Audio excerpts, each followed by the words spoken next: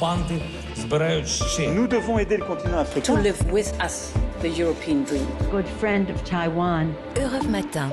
Première destination de votre revue de presse internationale sur Europe 1, le Canada, avec notre correspondant Alexandre Lepoutre. Bonjour. Bonjour. À la une des journaux du pays.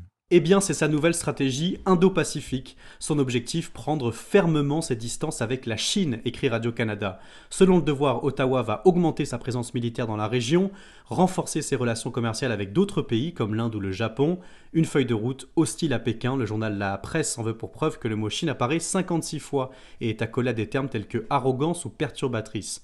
Un retournement de situation, estime le Globe and Mail, car il y a quelques années, la priorité du Canada était de renforcer ses liens avec la Chine, son deuxième partenaire commercial. Mais depuis, écrit le quotidien, il y a eu Taïwan, l'emprisonnement des Ouïghours, l'affaire Huawei, des relations Pékin-Ottawa très tendues.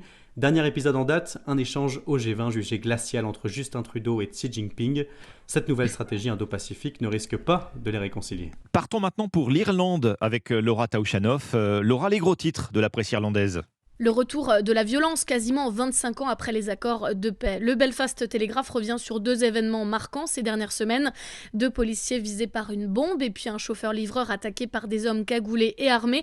Ils l'ont ensuite forcé à se garer devant l'un des commissariats de la ville avec à bord des explosifs pour piéger la voiture. La BBC affirme que la police soupçonnait la nouvelle IRA, un groupe dissident fondé en 2012. Et puis finalement, ce serait peut-être une autre branche de républicains pro-réunification. L'enquête en cours le dit.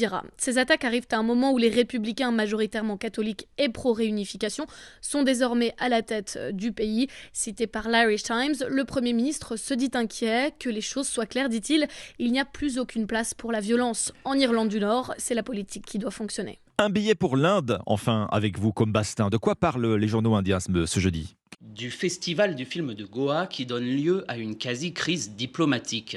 Le cinéaste israélien et directeur du jury, Nadav Lapid, n'a pas mâché ses mots, rapporte le Time of India, contre Kashmir Files, un film controversé sur le génocide des hindous dans le Cachemire.